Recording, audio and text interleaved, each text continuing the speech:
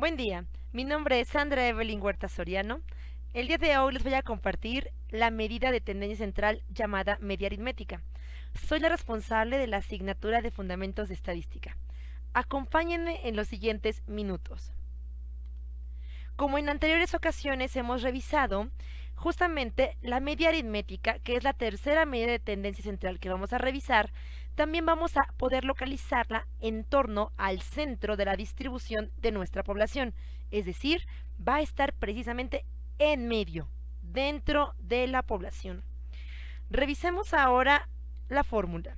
Fíjense muy bien, la media aritmética puede ubicarse tanto en datos agrupados como en datos no agrupados. Observemos la primera parte.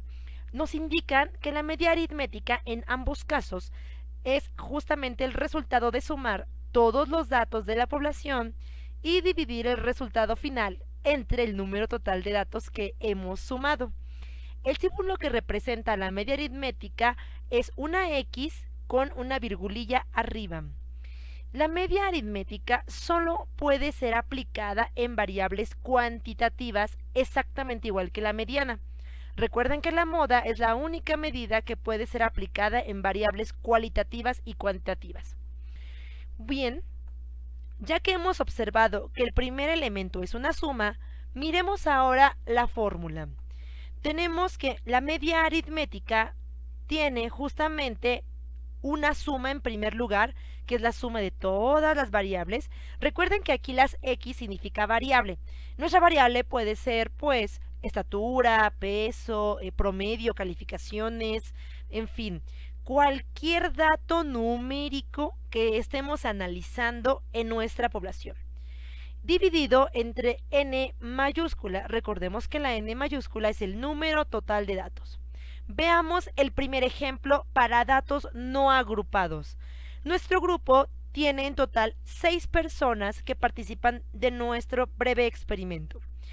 A estas 6 personas se les preguntó su peso y ahora queremos saber cuál es el peso promedio de estas 6 personas.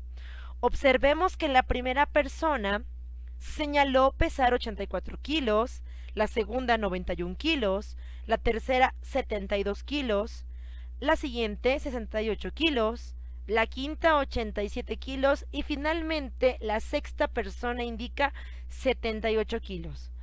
La primera parada que nos están indicando es que no es necesario ordenar estos datos. No hay ningún inconveniente si nuestros datos están desordenados.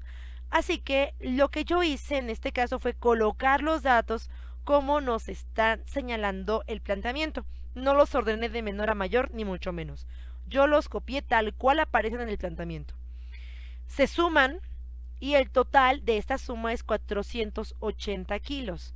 Ahora lo que nos falta hacer es la división entre 6, porque son las 6 personas que han participado de nuestro experimento. La división total es de 80 kilos. Es decir, la media aritmética o promedio de la población anterior es de 80 kilos. Ahora observemos la media aritmética para datos agrupados, es decir, cuando tenemos intervalos o la construcción de una tabulación. Nuevamente hay que sumar justamente los datos de la población, en este caso las X, nuestra variable, y pues en este caso hay que agregar una multiplicación que sería a las frecuencias. Por lo tanto, es importante señalar que vamos a agregar una columna nueva en nuestra tabulación. Finalmente, la división entre el número de datos total que vamos a agregar en nuestra población. Observemos que justamente la media aritmética, que es la X con la virgulilla, nuestras variables, que en este caso es una X y aparece una N, indicando que puede ser una N cantidad de datos, personas, etcétera.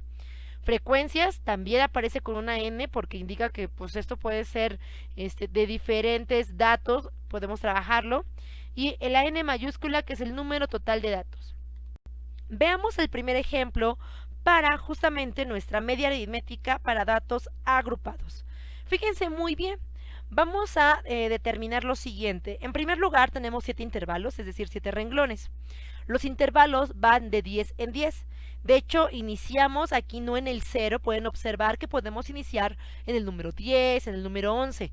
Lo importante es que los datos estén contenidos en estos intervalos o en estos límites inferiores o superiores. Bueno, lo que nos plantea esta construcción es que pues son justamente los aciertos del examen final de la asignatura de español de tercer grado de secundaria. Y lo que nos están solicitando es saber el promedio de aciertos que tuvo el grupo. De este modo podemos ubicar pues nuestra frecuencia de error o nuestra frecuencia de aciertos. Pues bien, ustedes ya conocen perfectamente bien la columna de las Is, que es justamente el número de renglón con el que se trabaja, los intervalos, que son nuestros límites inferior y superior, 10, 20, 20, 30, 30, 40, hasta llegar al 80. Quiere decir que en este examen hubo alumnos que pudieron haber obtenido mínimo 10 aciertos y hubo alumnos que obtuvieron mínimo 80 aciertos. Después, bueno, vamos a saltar ahorita a la columna de las X, voy a pasar a la columna de las Fs minúsculas, que son nuestras frecuencias. Veamos, una persona tuvo entre 10 y 20 aciertos aproximadamente. La columna de las X, ahora sí la retomo, nos indica el número exacto que tuvo esta persona de aciertos en el examen. Veamos, en nuestro primer renglón, una persona obtuvo 15 aciertos en un rango de 10 a 20. Veamos el segundo renglón. 8 personas obtuvieron 25 aciertos en un rango de 20 a 30 aciertos. Tercer renglón. 30 personas obtuvieron 35 aciertos en un rango de 30 a 40. Y así con cada renglón nos podemos ir observando que el último renglón, es decir, el séptimo, tenemos que 2 personas obtuvieron 75 aciertos entre 70 y 80 aciertos como rango. Es decir, chicos, aquí el asunto es que nos está dando el número exacto de aciertos. La X ya viene dentro de la construcción del planteamiento, al igual que las Fs.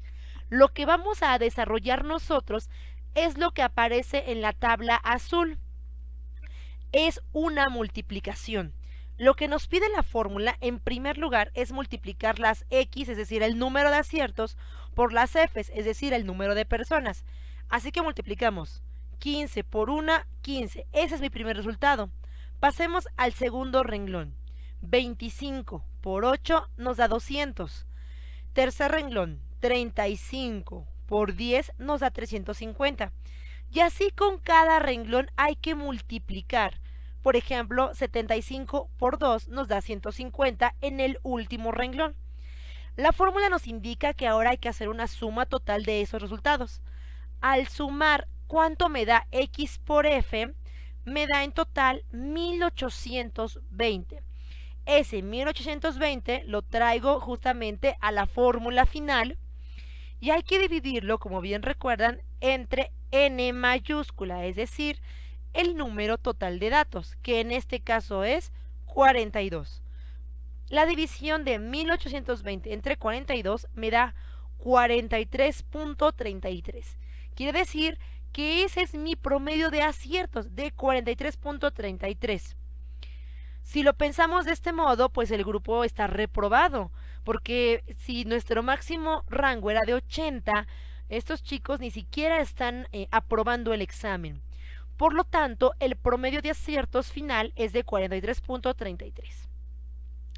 Ahora es momento de que ustedes realicen su propio planteamiento y lo envíen por correo electrónico o WhatsApp. Les agradezco mucho su atención. Hasta luego. Bye.